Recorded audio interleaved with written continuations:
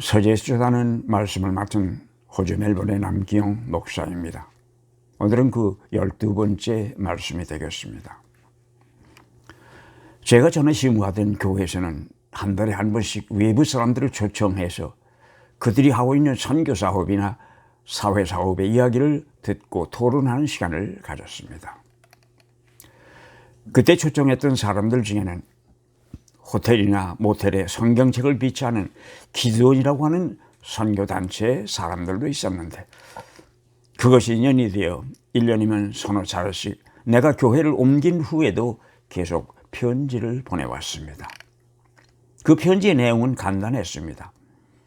지난 주일에는 회원들이 같이 모여서 기도를 했는데 목사님과 목사님이 심우하시는 교회를 위하여 기도했다는 것이었습니다.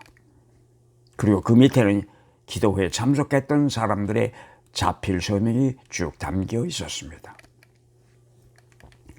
그 편지를 처음 받았을 때는 그저 후원금이나 계속해서 내달라는 것을 상기시키는 정도로 생각을 하면서 가볍게 넘겼습니다. 그러나 언제부터 인간은 나도 그들이 하는 일을 위하여 기도하게 되었고, 누군가가 나를 위하여 기도한다는 말을 듣게 되면 속이 훈훈해지는 것을 느끼게 되었습니다. 요한복음 17장은 그 전체가 예수님의 기도로 이루어져 있습니다. 사람들은 요한복음 10장에 기록되어 있는 예수님의 기도를 자기를 위한 기도, 자기가 시작한 하나님의 일을 맡아서 계속 해줄 제자들을 위한 기도, 그리고 마지막으로는 이 세상의 모든 믿는 사람들을 위한 기도, 이렇게 세 부분으로 나눕니다. 요한복음 17장 6절에 보면 자기는 이제 이 세상을 떠나지만 자기와 같이 하나님의 일을 하던 제자들은 계속해서 세상에 남아 있을 것이니 예수께서는 그들을 위하여 기도한다고 하셨습니다. 세상에 남겨놓고 가는 그 사람들이 세상에서 승리하는 삶을 살 수 있도록 하나님께 부탁한 것입니다. 그렇다면 그 승리하는 삶이란 무엇이겠습니까? 하나님께서 주신 사명을 완수하는 삶입니다. 교회는 마치 전장터에 있는 야전병원과 같다는 이야기를 하면서 예수께서 교회에게 주신 사명을 설명하던 어떤 분의 글이 생각납니다.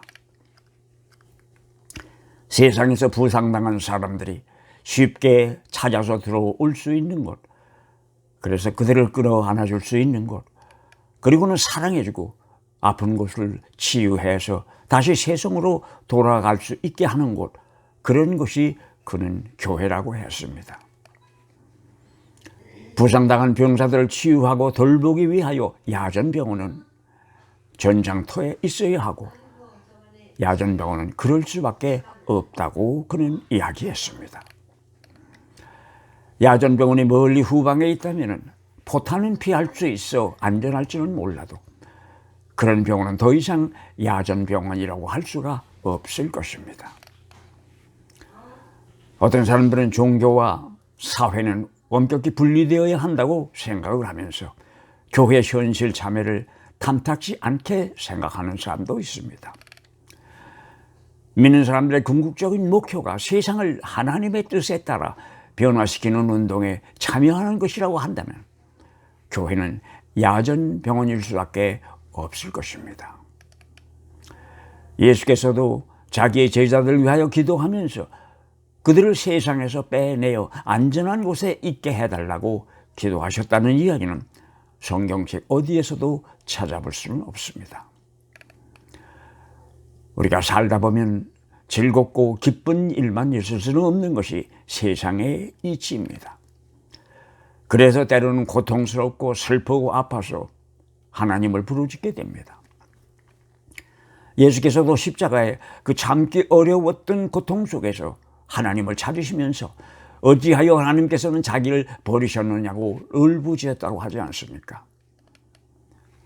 그러나 성경에는 어디에도 그때 하나님께서 곧장 날아오셔서 그를 십자가에서 구해 주셨다는 이야기는 없습니다.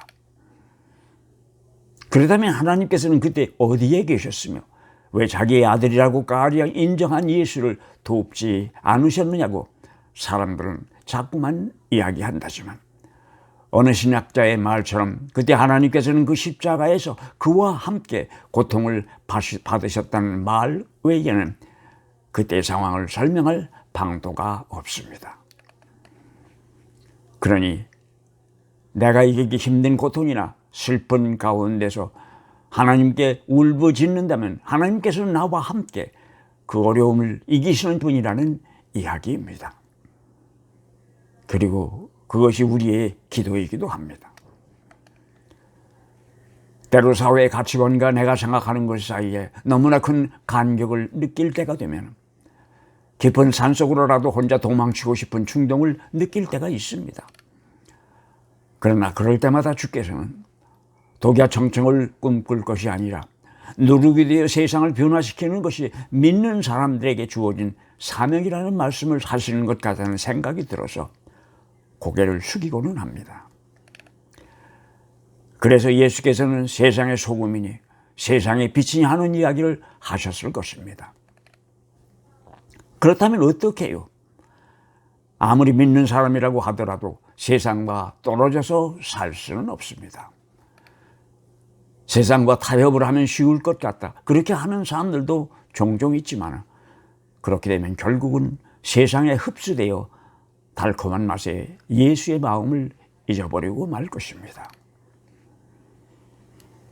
믿는 사람들을 위한 예수님의 기도 중에서 두 번째로 주목해야 할 것은 11절에 나오는 우리가 하나인 것처럼 그들도 하나가 되게 해달라는 예수님의 간구입니다. 여기서 우리라고 하는 것은 하나님과 예수님을 묶어서 하시는 말씀입니다. 그리고 그들이란 믿는 이들을 총칭하는 대명사입니다. 그러나 초대 교회로부터 시작하여 오늘에 이르기까지 교회는 수없이 많은 갈래로 나누어졌습니다. 그게 역사였습니다. 그렇다면 무조건 하나가 되는 것, 그것만이 하나님의 뜻이라는 말입니까? 그렇지만은 않습니다. 앞뒤가 좀 안 맞는 표현이 될지는 모르지만 여럿이면서 하나가 되는 하나, 그것이 예수께서 말씀하시는 진정한 하나일 것입니다. 그러기 위하여는 다른 사람의 나와 다른 점을 인정할 줄 알아야 하고 동시에 전체를 볼 줄 아는 안목을 길러야 합니다. 이것은 예수를 믿는 사람들의 기본적인 마음의 틀일 뿐만 아니라 또한 민주주의가 운영되는 기본 원리이기도 합니다. 그것을 할 줄 모르면 100년이 되어도 민주주의는 못합니다. 내가 아는 것만이 진리이고 내게만 진리가 있고 내가 모든 해답을 가지고 있다는 것은 그런 교만을 버려야 합니다. 기독교적인 겸손이란 상대편이 가지고 있는 나와 다른 점을 인정하는 데서 시작되는 것이기 때문입니다. 그러니 교회에서 하나가 된다고 하는 것은 모든 일의 의견이 일치한다는 이야기는 아닙니다. 서로 의견이 다르더라도 내 생각이 절대적인 것은 아닐 수 있다는 것을 인정하고 행동으로 옮기는 것입니다. 이것을 다른 말로 한다면 열린 마음으로 모든 것을 대하는 것입니다.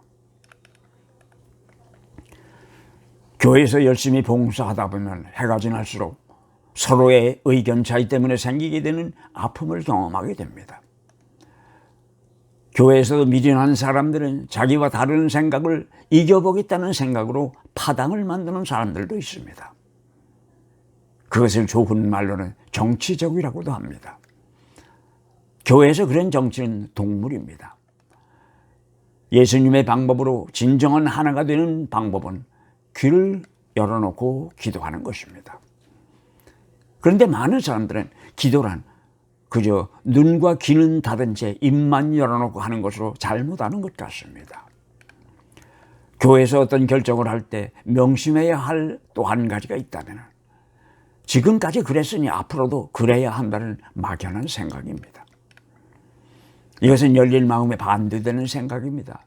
그렇게 되면 발전이라고 하는 것과는 거리가 멀어지게 됩니다. 교회가 무엇을 하는 것입니까? 교회가 왜 있어야 합니까? 예수님의 가르침을 세상 끝까지 전하기 위해서가 아닙니까? 그렇다면 예수의 가르침은 무엇입니까? 하나님의 마음을 아는 것, 그게 아니겠습니까? 그러니 우리는 예수께서 전하여 주신 하나님의 마음을 세상 끝까지 알리는 사람들입니다.